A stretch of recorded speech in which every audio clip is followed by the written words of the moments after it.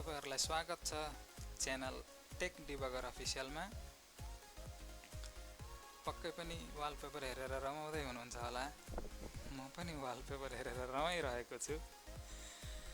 ल अब हामी हाम्रो कोर्स अगाडि बढ्न तर्फतिर लागौं। यहाँ दुईटा पीडीएफ छ, मैले तपाईकै लागि बनाएको छु। एउटा तपाईको सिलेबसको बारेमा एक्सप्लेन गरिएको छ पहिलो पीडीएफमा। दोस्रो पीडीएफ फाइलमा चाहिँ तपाईको क्वेशनहरु छन्, theoretical as well as practical दुईटै क्वेशनहरु छन्। सर्वप्रथम म सम्पूर्ण क्लास 10 मा पढ्ने भाइ बहिनीहरुलाई स्वागत गर्न चाहन्छु। You are most welcome to the channel tech debugger official. Normally हामी स्कुलमा कलेजमा पढ्दाखेरि कसरी पढ्छौं त? बुक ओपन गर्छौं, च्याप्टर स्टडी गर्छौं, त्यसपछि एक्सरसाइजहरु गर्छौं, टर्मिनल एक्जामहरु फेस गर्छौं। तर नर्मल्ली हामीले एउटा इम्पोर्टेन्ट कुरा बिर्सिरहेका हुन्छौं, इम्पोर्टेन्ट टपिक बिर्सिरहेका हुन्छौं। त्यो भनेको सिलेबस। यदि तपाईले सिलेबस अनुसार प्रिपरेसन गर्नुभएको छ, सिलेबस अनुसार स्टडी गर्नुभएको छ भने एक्जाममा मार्क स्कोर गर्नलाई पनि सजिलो हुन्छ, ज्यादा मार्क स्कोर गर्न सक्नुहुन्छ। त्यसैले हामी फोकस गर्न जाँदै छौं सिलेबसमा, है त।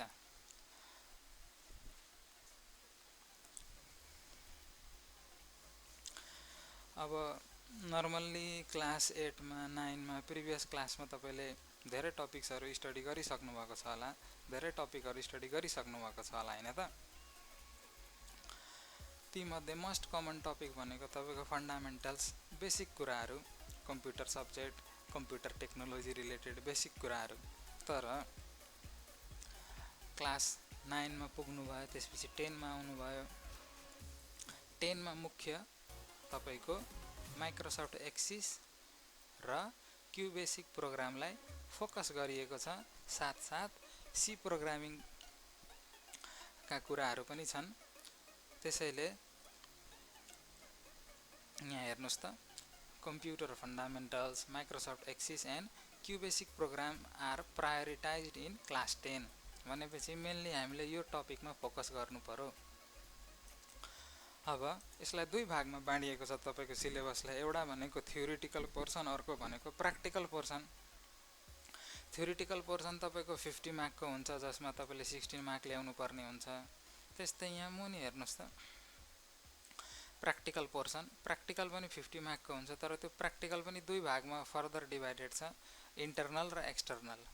अब प्र्याक्टिकलमा मेनली तपाईले माइक्रोसफ्ट एक्सिस डेटाबेस रिलेटेड टपिकहरु प्र्याक्टिस गर्नु पर्यो। त्यस्तै प्रोग्रामिङ रिलेटेड, प्रोग्रामिङमा चाहिँ क्युबेसिक र सी प्रोग्रामिङ प्र्याक्टिस गरेको हुनुपर्ने हुन्छ तपाईले, है त। यो तपाईको 25 मार्क र 25 मार्क, 25 इन्टरनल र 25 एक्सटर्नल को हुन्छ। सुरुदेखि हेरौं। क्वेशन तपाईको सब्जेक्टिभ पनि हुन सक्छ, अब्जेक्टिभ पनि हुन सक्छ। सब्जेक्टिभ र अब्जेक्टिभको छुट्टै प्याटर्न हुन्छ। मेनली तपाईको थ्योरिटिकल क्वेशन छ भने 3 भागमा बाँडिएको हुन्छ, ग्रुप ए, ग्रुप बी र ग्रुप सी। ग्रुप ए मा तपाईले फन्डामेन्टल्स रिलेटेड टपिकहरुको प्रिपरेसन गर्नुपर्ने हुन्छ। त्यस्तै ग्रुप बी मा चाहिँ डेटाबेस रिलेटेड र ग्रुप सी मा चाहिँ प्रोग्रामिङ रिलेटेड।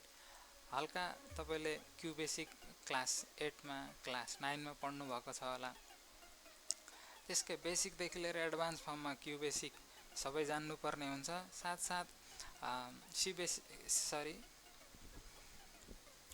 साथसाथ सी प्रोग्रामिङ साथै सी प्रोग्रामिङ का टपिकहरु पनि तपाईले जान्नु पर्ने हुन्छ। अब स्टार्टिङ देखि हेर्दै जाऊँ।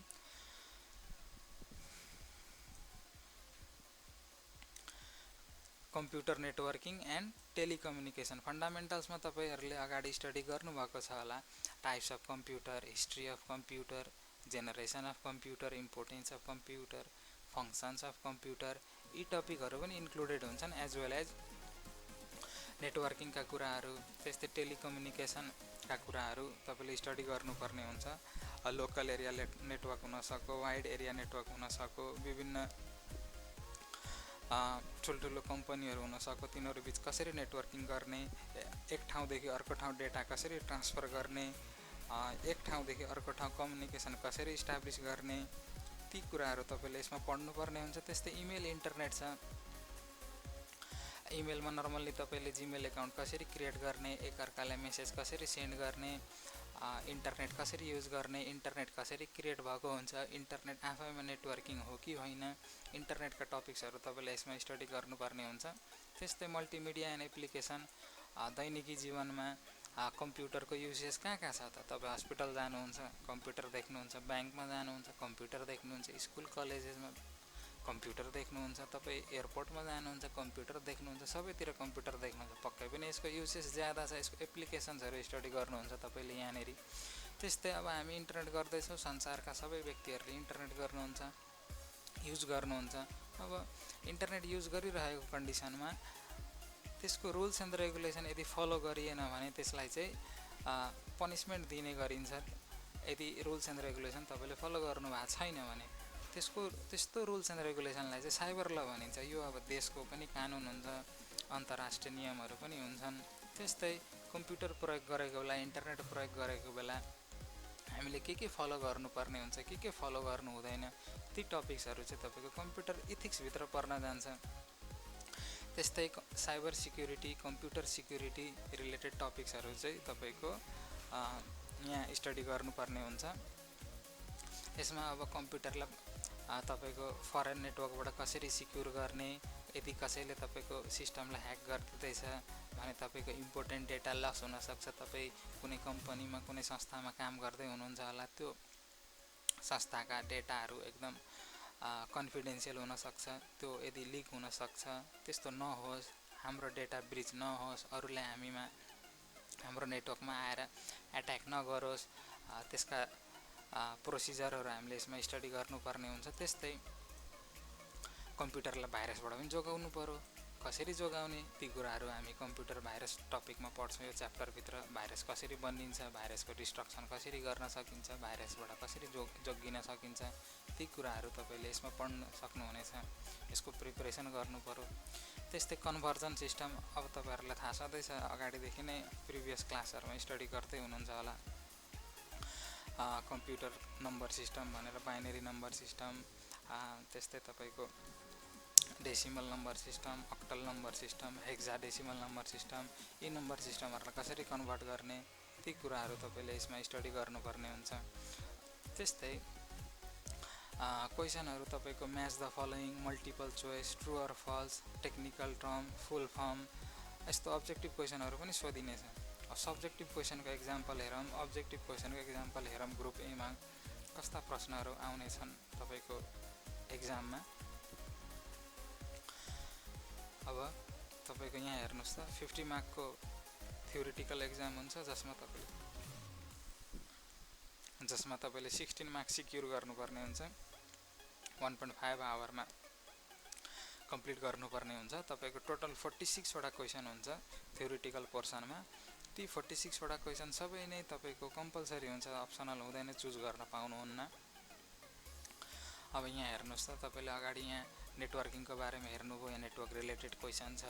त्यस्तै यहाँ हामीले इमेल इन्टरनेटको बारेमा हेऱ्यौँ, इमेल इन्टरनेट रिलेटेड क्वेसन छ। एप्लिकेसन अफ मल्टिमिडिया, त्यस्तै सफ्टवेयर भयो, त्यस्तै प्रोग्रामहरू भए, तिनीहरूलाई हामीले कसरी जोगाउन सक्छौँ त, त्यसको प्रोटेक्टिभ मेजरको बारेमा क्वेसन छ। हामी how can you protect computer from computer भाइरसबाट कसरी जोगिने, यी टपिकहरूबाट चाहिँ तपाईँको सब्जेक्टिभ क्वेसनहरू सोधिनेछ। सब्जेक्टिभ क्वेसनहरू यहाँ हेर्न सक्नुभयो तपाईँले ग्रुप एमा हरेक क्वेसन तपाईँको 2 मार्क गोटाको छ। यहाँनिर हेर्नुहोस् त, 2टा क्वेसन 2 मार्क गोटा, 4 मार्क जम्मा भयो, एउटा क्वेसन 2 मार्क गोटा जम्मा 2 मार्क, यसरी नै 2टा क्वेसन, प्रत्येक क्वेसन 2 मार्कको 4 मार्कको। त्यस्तै नम्बर कन्भर्जनको पनि क्वेसन आउँछ। यहाँ हेर्नुहोस् त, क्वेसन नम्बर 2 मा कन्भर्ट एज इन्स्ट्रक्टेड, यो तपाईँको अक्टल नम्बर हो, यसलाई तपाईँले डेसिमलमा कन्भर्ट गर्नुपर्ने छ। यहाँ हेक्साडेसिमल नम्बर छ, यसलाई तपाईँले बाइनरीमा कन्भर्ट गर्नुपर्ने छ है। त्यस्तै अब यहाँ बाइनरी क्यालकुलेसन गर्नु भनिएको छ 1011 लाई 101 मा जोड्दा कति हुन्छ, त्यस्तै डिभाइड 1011 बाइ 10, यो तपाईको कन्भर्जन रिलेटेड क्वेशनहरु भए। यो ग्रुप ए मा तपाईले हेर्न सक्नुभयो। त्यस्तै यहाँ हेर्नुस् त ग्रुप ए मा तपाईको match the following, multiple choice, technical term र फुल फर्म आउँछ। म्याच द फलोइङ ठीक छ। त्यस्तै टेक्निकल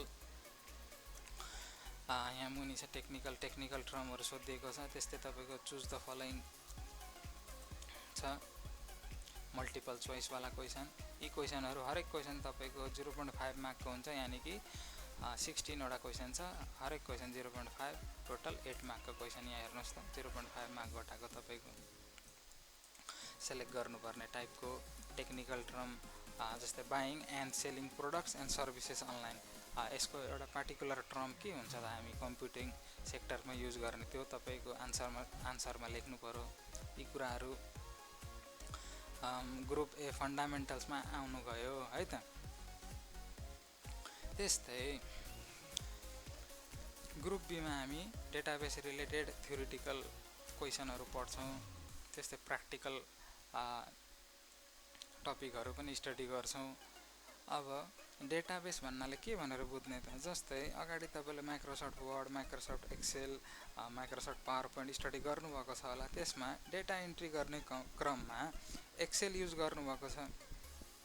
अब यदि एक्सेलमा तपाईले डेटा एन्टर गर्नुभयो भने 2 टा 4 टा 10 वटा 100 वटा 1000 वटा गर्नुभयो। अब लाखौं करोडौं डेटा छ भने डेटाबेस त्यसमा इन्टर गरिम ठीक छ, तर त्यसलाई म्यानेजमेन्ट गर्नलाई गाह्रो हुन्छ। त्यहाँ number of cells, number of रोजहरु तपाईको लिमिटेड हुन्छ। ती नम्बर अफ रोज र सेल्स तपाईको कलम्सहरु एक्सिड भयो भने कसरी डेटाबेस मेन्टेन गर्ने त। त्यति बेला चाहिँ हामीले माइक्रोसफ्ट एक्सिस युज गर्नुपर्ने हुन्छ।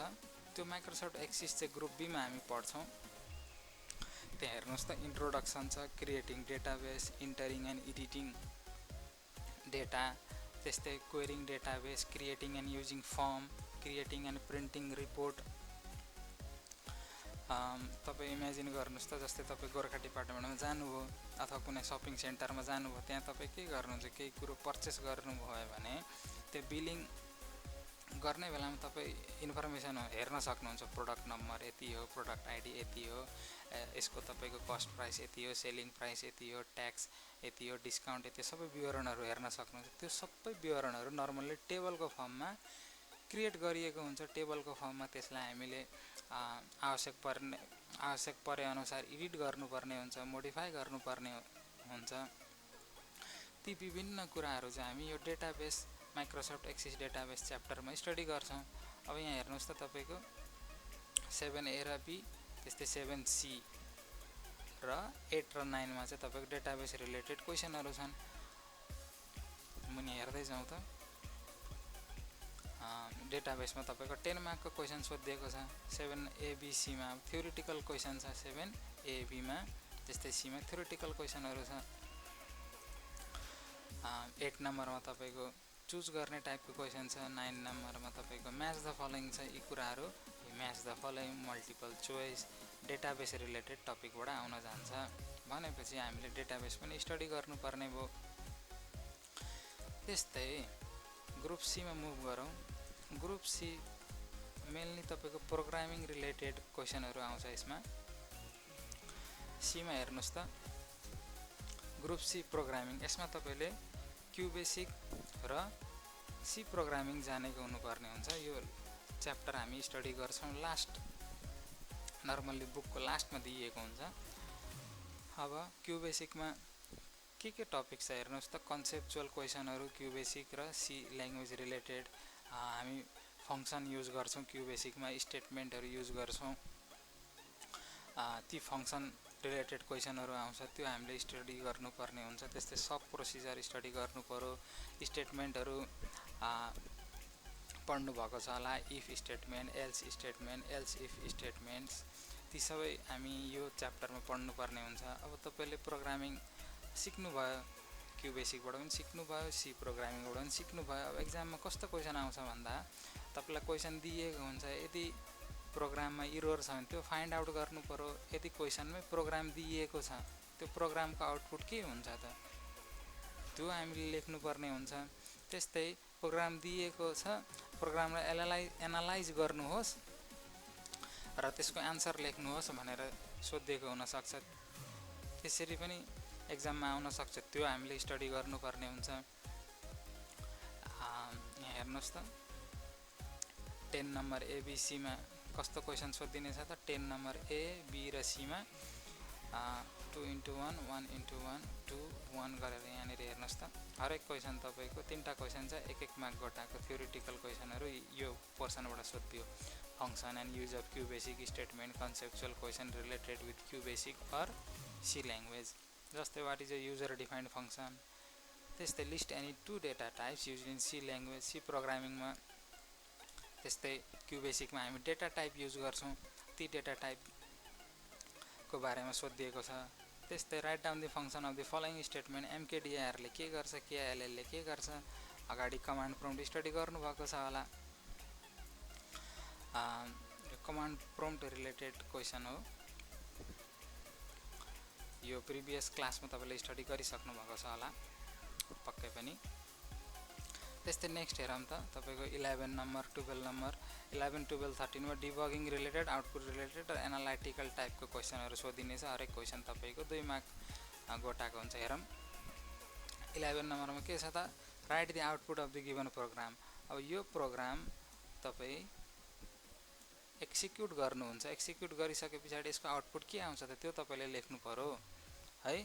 त्यस्तै rewrite the given program after correcting the bugs भनेपछि यहाँनिर केही समस्या छ, बग छ, त्यसलाई हामीले डिबगिङ गर्नुपर्ने भयो। कसरी गर्ने, यो प्रोग्राम तपाई टाइप गर्नुहुन्छ, कोड लेख्नुहुन्छ, रन गर्नुहुन्छ, इरर आउँछ, इररको प्रोग्राममा कति नम्बर लाइनमा इरर आयो त्यो स्टेटमेन्ट त्यहाँनिर सफ्टवेयरमा तपाई हेर्न सक्नुहुन्छ। त्यसलाई अब सच्याउनु पर्यो। अब आन्सर लेख्दाखेरि एक्जाममा कसरी लेख्ने, फर इक्जाम्पल मानिलिउँ यहाँनिर कोटेसन मिस भएको छ अरे, अब त्यो सच्याउने बेलामा कोटेसन हालेर अन्डरलाइन गरिदिनु पर्यो है। जुन जुन पोर्सन तपाई सच्याउनुहुन्छ त्यहाँ तपाईले अन्डरलाइन गर्नुपर्ने हुन्छ। Rewrite the given program after correcting the bugs, यसको इरर झिक्ने, सोल्भ गरिदिने अनि अन्डरलाइन गरिदिने। त्यति गरिसकेपछि तपाईले 2 मार्क पाउन सक्नुहुनेछ। त्यस्तै study the following program and answer the given question use analytical टाइपको क्वेसन भयो। यहाँ हेर्नुहोस् त how many parameters are used in the program. यहाँ कतिवटा, एउटा दुईटा कतिवटा प्यारामिटर युज भएको छ त्यो लेख्नु पर्यो। How many times does the statement S is equal to S plus I. यहाँ ध्यान दिएर हेर्नु होला, म थोरै जुम गर्छु। यो तपाईको आई हो, यो 1 हो। S is equal to S plus I हो। यो स्टेटमेन्ट कति पटक एक्जिक्युट हुन्छ त, यहाँ 5 चोटि हुन्छ कि 4 चोटि हुन्छ कि त्यो लेख्नु पर्यो एनालाइज गरेर, यो स्टडी गरेर यो प्रोग्राम। यस्तो क्वेसनहरू पनि सोधिन सकिनेछ तपाईको एक्जाममा। त्यस्तै 14 नम्बरमा हेर्नुहोस् त यहाँनिर एबिसी भनेर 14 नम्बरमा क्यू बेसिक रिलेटेड त्यस्तै सी प्रोग्रामिङ रिलेटेड क्वेसनहरू आउँछ तपाईको एक्जाममा।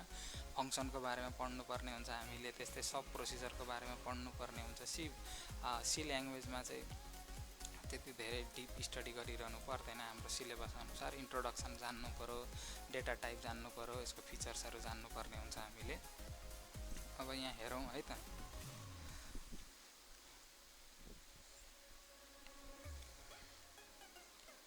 Right a program to calculate the volume of cylinder using function and function. तपाईलाई हिन्ट दिएको छ क्वेसनमा पाइ आर स्क्वायर एच भनेर, यसको प्रोग्राम लेख्नु पर्यो तपाईले। त्यस्तै write a program to test whether the given number is positive or negative.